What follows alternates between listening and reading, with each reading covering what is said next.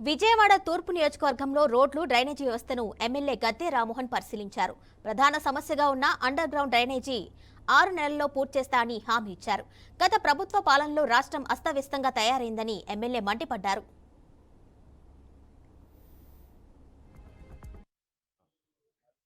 రోడ్లు, డ్రైన్స్ ఇవన్నీ కూడా పరిశీలించడం జరిగింది.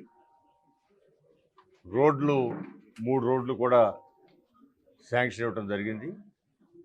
అన్నిటికంటే కూడా ఇక్కడ 20 అడుగుల డ్రైన్ ఏదైతే ఉందో గతం నుంచి కూడా అది పంటకాలం ఉండేదో, పంటకాలం నుంచి ఇప్పుడు డ్రైన్గా మారిందో ఏదైనా కానీ పురాతన కాలం నుంచి ఇరిగేషన్ శాఖ కింద ఒక డ్రైన్ ఉంది.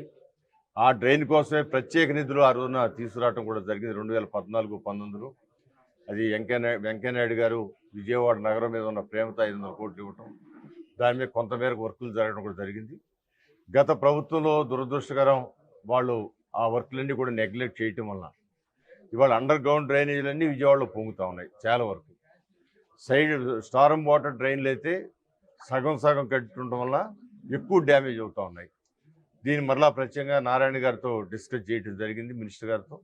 మినిస్టర్ గారు కూడా మరలా ఆ స్టామ్ వాటర్ డ్రైన్స్ నిధులు ఏవైతున్నాయో వాటిని మరిన్ని